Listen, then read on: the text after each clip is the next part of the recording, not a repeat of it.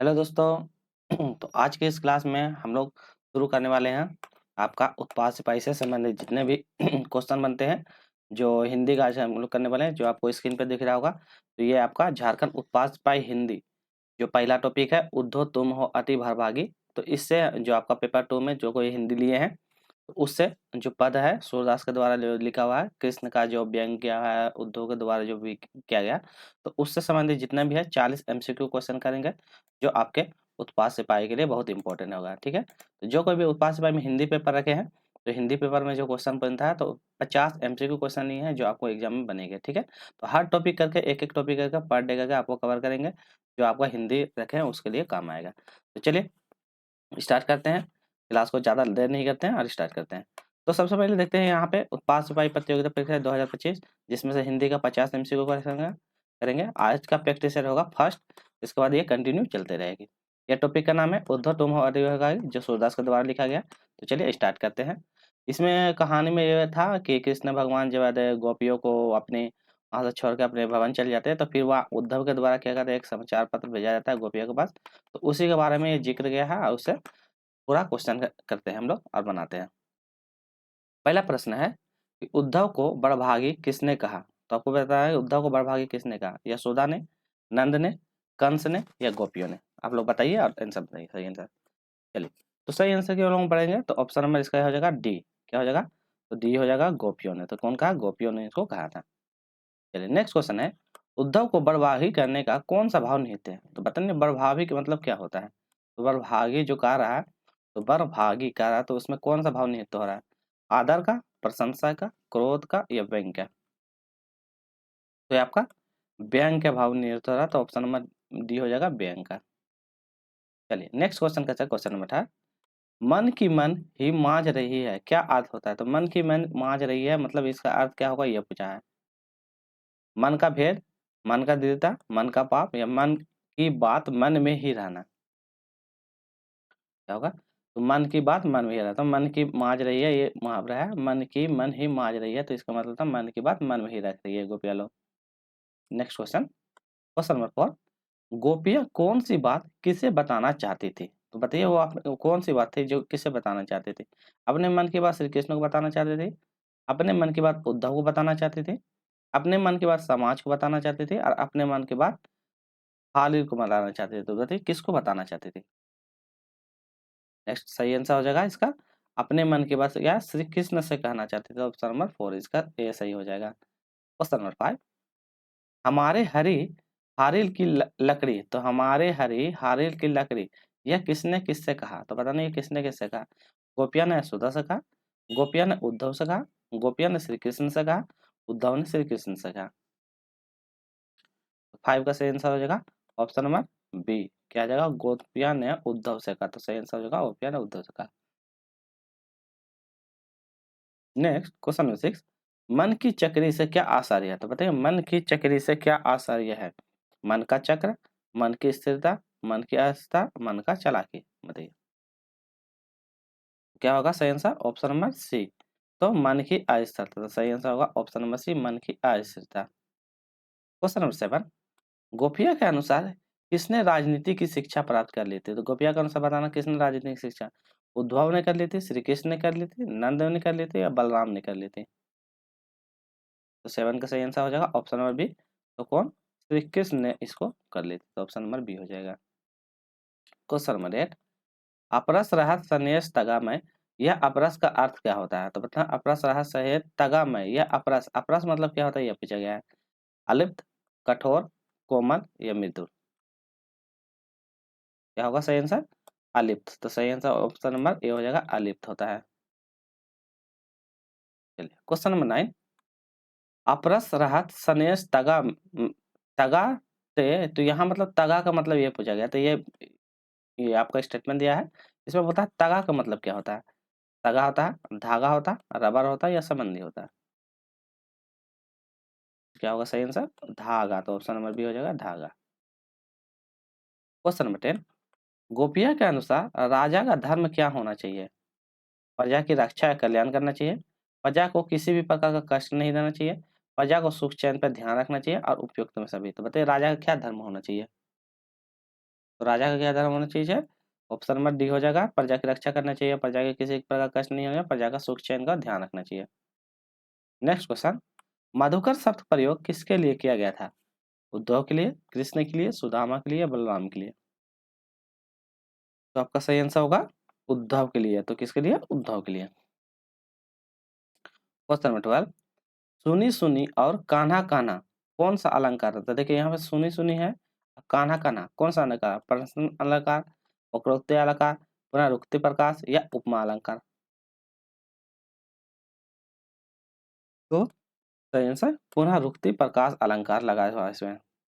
Next है, सूरदास के उपन्यास कौन देव मतलब कौन था? तो सूरदास के उपन्यास से देव कौन था? श्री राम था, श्री कृष्ण था, उद्धव था या बलराम था? तो सही आंसर हो जाएगा 13 का, तो ये 14 का ना, हाँ तो 14 का सही आंसर हो जाएगा ऑप्शन नंबर बी, तो श्री कृष्ण था। तो सूरदास का उपन्यास कौन था? श्री कृष्ण था। नेक्स्ट क्वेश्चन है क्वेश्चन नंबर 15, सूरदास जी किस भक्ति का धारण करते हैं? तो कौन सा भक्ति धारक कवि थे? सगुन भक्ति का, संत व्याकार का, सोभी या कोई नहीं था? बताइए कौन सा वो मतलब भक्ति का धारण कवि थे? तो ये सगुन भक्ति धारा का कवि थे, तो सगुन भक्ति। क्वेश्चन नंबर 16, सूरदास की काव्य भाषा कौन सी थी? ब्रज भाषा थी, खड़ी बोली थी, अवधी थी या बेगेली थी? तो सही आंसर की ओर हम लोग बढ़ते हैं, तो सही आंसर वज्र, तो वज्र भाषा उनकी थी। क्वेश्चन नंबर 17, सूरदास के प्रस्तुत काव्य के 4 पद किस रचना के लिए किए गए थे? तो 4 पद किस पद रचना के लिए किए गए थे? सुर सागर, सुर सुरावली, भ्रम गीत या साहित्य लहरी? क्या होगा सही आंसर? भ्रम गीत। तो ऑप्शन नंबर यहाँ पे हो जाएगा भ्रम गीत। क्वेश्चन नंबर 18, कृष्ण ने मथुरा जाने के बाद स्वयं न लौटकर किसे गोपियों का संदेश भेजा था? तो बताइए जब कृष्ण मथुरा चले गए तो वो वापस नहीं आकर किसके द्वारा ये संदेश भेजता है? उद्धव से, बलराम से, हारिल से, इनमें से कोई नहीं।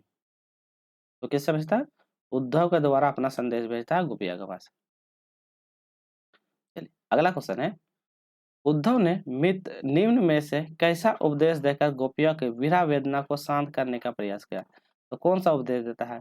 पहला है निर्गुण एवं सगुण का उपदेश देता है, निर्गुण का उपदेश देता है, सगुण का उपदेश देता है, निर्गुण ब्रह्म एवं योग का उपदेश देता है। तो क्या उपदेश देता है ये बताना है। तो ये क्या उपदेश देता है? तो ये निर्गुण और ब्रह्म योग का उपदेश देता है। नेक्स्ट क्वेश्चन, गोपियां ज्ञान मार्ग की बजाय किस मार्ग को पसंद करती थी? ज्ञान मार्ग को, सगुन मार्ग को, प्रेम मार्ग को, ज्ञान एवं सगुन मार्ग दोनों को? तो किस मार्ग को वो पसंद करते थे?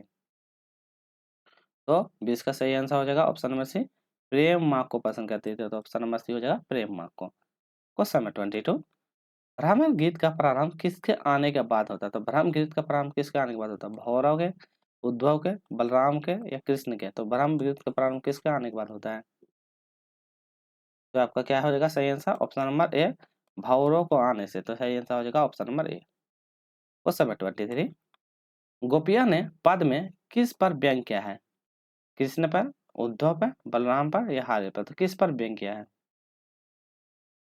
तो सही आंसर होगा ऑप्शन नंबर बी, तो किस पर व्यंग किया है? उद्धव है। अब वीडियो अच्छी लगी तो प्लीज़ वीडियो को लाइक कीजिए, और जो नए हैं वीडियो को जरूर शेयर कीजिए, और यदि नए हैं तो चैनल को सब्सक्राइब जरूर कर लीजिए, ताकि आपका जो भी है झारखंड का उत्पाद समय सारणी जो हिंदी पेपर रखे हैं, तो हिंदी का आपका सारा यहाँ से PYQ होएगा, और जितना भी टॉपिक है गद खंड, कृतिका भाग 1, कृतिका भाग 2, सारा का क्वेश्चन हम यहाँ से आपको सारा अपडेट कर देंगे। एग्जाम से पहले यहाँ सारा हम आपको कवर करवा देंगे। चलिए, प्रथम पद में गोपियां ने उद्धव की तुलना किससे की है? गुलाब के पत्तों से, श्री कृष्ण से, कमल के पत्तों से, गुड़ और चीनी से? बताइए किससे की? गुड़ और चीनी से, बताइए किससे की थी? तो ये कमल के पत्तों से तुलना की। तो ऑप्शन में कमल के पत्तों, जैसे बोला ना कमल के पत्ता जिस पर पानी में रहता है वह भी तो ये नहीं लगता है, तो उसी पर वो बताए थे। चलिए अगला क्वेश्चन है, गोपियां ने स्वयं का कृष्ण के प्रति आकर्षण किसकी भांति बताया? तो स्वयं कृष्ण के प्रति आकर्षण किसकी भांति बताया? गुड़ तथा चींटी की भांति, कृष्ण की भांति, उद्धव की भांति, इनमें से कोई नहीं। क्या होगा सही आंसर? ऑप्शन में गुड़ और चींटी की भांति बताया था। जिस प्रकार गुड़ से चींटी चिपक कर मतलब मर जाती है, तो उसी तरह बताया कि कृष्ण के प्यार में वो लोग क्या कहता था, स्वयं को ये करने का अपना मतलब प्रेम बताया था। नेक्स्ट है, गोपियां अपना संदेश उद्धव को ना देकर किसे देना चाहती थी? श्री राम को, राधा को, कृष्ण को, राधा और कृष्ण दोनों को। तो उद्धव को नहीं देखे, वो श्री कृष्ण को अपना उपदेश देना चाहती थी, अपना जो भी संदेश है उसको देना चाहती है। गोपियाँ किसे विरह में डूबी थी, किसकी विरह में डूबी थी? श्री कृष्ण के, उद्धव के, राधा के, राम के। तो ये तो हल्का हल्का क्वेश्चन है, ये कृष्ण के विरह में डूबी हुई थी। अगला है, गोपियाँ ने श्री कृष्ण को किसके समान बताया? आम की लकड़ी के समान, हारी की लकड़ी के समान, चंदन की लकड़ी के समान, इनमें से कोई नहीं। तो किसके समान बताया? तो वो हारिल के लकड़ी के समान बताया था। ऑप्शन नंबर बी इसका सही जवाब हो जाएगा। नेक्स्ट क्वेश्चन है, श्री कृष्ण तीसरे पद के अनुसार किसके पुत्र थे? तो बताइए किसके पुत्र थे? यशोदा के, वासुदेव के, नंद बाबा के, देवकी नंद के। तो बताइए किसके पुत्र थे? तो वह नंद बाबा के पुत्र थे। तो ऑप्शन नंबर सी हो जाएगा, नंद बाबा के। नेक्स्ट क्वेश्चन करेंगे हम लोग, गोपियां को उद्धव का संदेश कैसा प्रतीत होता था? कैसा प्रतीत होता है? गुड़ के समान मीठा, कड़वी ककड़ी के समान, ये भी दोनों, इनमें से कोई नहीं। तो उनका संदेश कैसा प्रतीत होता है? तो नंबर बी हो जाएगा, ककड़ी के समान। तो ककड़ी के समान उनका संदेश प्रतीत हुआ था। नेक्स्ट है, अंतिम पद में गोपियां ने उद्धव को माध्यम से श्री कृष्ण को किस धर्म की पालन करने का संदेश देता है? राज धर्म का, पत्नी धर्म का, प्रेम धर्म का या न्याय धर्म का? बताइए कौन सा धर्म का पालन करने का बोलता है? ये आपका राज धर्म का। तो सही आंसर हो जाएगा राज धर्म। तो ऑप्शन नंबर ए हो जाएगा राज धर्म। नेक्स्ट क्वेश्चन, उद्धव तुम हो अति बड़भागी किस कवि का पंक्ति है? कबीरदास, सूरदास, तुलसीदास, नरोत्तम दास। तो कौन दास की है बताइए? आपका पढ़े होंगे, तो ये सूरदास की हो जाएगी। नेक्स्ट क्वेश्चन है, मन की मन ही माज रही है किस कवि का पंक्ति है बताइए? तुलसीदास का, कबीरदास का है, नरोत्तम का है, सूरदास का। तो ये कौन सा कवि का है लिखा हुआ? तो आपका सूरदास का लिखा हुआ। तो मन की माज रही है सूरदास का कवि का लिखा हुआ है। नेक्स्ट है, बड़भागी का क्या अर्थ होता है? एक पक्षी होता है, भाग्यशाली होता है, रक्षा के लिए पुरस्कार, ये योग की प्रबल। तो बड़भागी, बड़भागी मतलब क्या होता है? एक भाग्यशाली व्यक्ति। तो बड़भागी मतलब तुम हो बहुत बड़भागी। गोपी के द्वारा उद्धव को बोलता है कि तुम तो कृष्ण के पास रह के भी उनके गुण को नहीं जान पाए, इस तरह बोल रहा है। श्री कृष्ण का योग मार्ग अपनाने का संदेश सुनकर गोपियाँ क्या होती है? तो उसका जब योग मार्ग अपनाने का गोपियाँ क्या हो जाती है? खुश हो जाती है, उत्साहित हो जाती है, बेचैन हो जाती है, नाचने लगती है। तो क्या होने लगती है वो लोग? तो वो लोग क्या हो जाती है? बेचैन हो जाती है। तो बेचैन हो जाती है। नेक्स्ट है, हारिल का क्या अर्थ है? एक पंछी जो सदा अपने पंजों में लकड़ी को थामे रहता है, भाग्यशाली, रक्षा के लिए पुकारना या योग का प्रभाव। तो हारिल मतलब होता है, एक पंछी के बारे में जिक्र किया है जो क्या कहता है, अपने पंजे में एक लकड़ी को हमेशा थामे रहता है। तो बहुत इंपॉर्टेंट है, ध्यान रखिएगा। नेक्स्ट क्वेश्चन है, इनमें से सूरदास को गुरु कौन थे? रामनंदन, प्रभु मतलब महाप्रभु वल्लाचार्य, नारायण और ऑप्शन विठाल नंद। तो कौन थे इन सूरदास का प्रभु?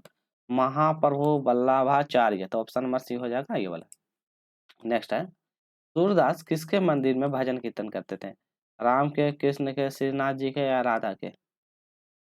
किसके में? तो सही आंसर हो जाएगा श्रीनाथ जी के। तो ऑप्शन नंबर सी हो जाएगा श्रीनाथ जी के। क्वेश्चन नंबर 39, सूरदास की मृत्यु कहाँ हो जाती है? वाराणसी में, महासागर में, करौली में, मथुरा में। देखिए इस सूरदास से संबंधित क्वेश्चन भी पूछा जाएगा, तो ये भी आपको ध्यान रखना है। चलिए, तो सही आंसर की हम लोग बढ़ते हैं, तो ऑप्शन नंबर सी हो जाएगा पड़ोसी। तो हो जाएगा परसौली में। नेक्स्ट क्वेश्चन करते हैं, क्वेश्चन नंबर 40, सूरदास की मृत्यु कब हुई थी? 1700 मतलब 73, 1663, 1597 और 1583। तो सूरदास की मृत्यु 1583 में होती। तो ऑप्शन नंबर डी हो जाएगा। क्वेश्चन 41, सूरदास द्वारा रचित ग्रंथों की संख्या कितनी थी? एक थी, दो थी, तीन थी, चार थी। तो यहाँ दो हो गया, बताइए कितनी थी? तो उनके द्वारा रचित ग्रंथों की संख्या कितनी थी? 3 ग्रंथ थी। तो ऑप्शन नंबर सी हो जाएगा 3 ग्रंथ। क्वेश्चन नंबर 44, निम्न में से सूरदास के पद कौन से ग्रंथ कौन से हैं? सूर साका, सूर सरिता, सिर्फ ए या ए भी दोनों? तो उनके द्वारा ग्रंथ कौन था ये बताना है आपको। चलिए, तो सही आंसर हो जाएगा ऑप्शन नंबर सिर्फ ए। तो कौन होगा? सिर्फ सूर सागर। तो ये होगा सूर सागर। अगला क्वेश्चन, निम्न में सूरदास का ग्रंथ कौन सा है? तो उसका ग्रंथ पूछा गया, गीतावली है, पदावली है, सुरवाली है या सवैया है? तो कौन सा ग्रंथ होगा? सुरवाली। तो सुरावाली, सुर सारा वाली। तो ऑप्शन नंबर ये हो जाएगा। नेक्स्ट क्वेश्चन करते हैं, निम्न में से सूरदास का कौन सा ग्रंथ है? साहित्य सुधा, साहित्य संदेह, साहित्य लहरी या रसराज? तो कौन सा ग्रंथ है? तो उनके द्वारा ग्रंथ है साहित्य लहरी। तो सही आंसर होगा option C. Question number 45, Surdas किन रसों का सर्वश्रेष्ठ कवि माने जाते हैं? तो कौन रस का सर्वश्रेष्ठ कवि माने जाते हैं?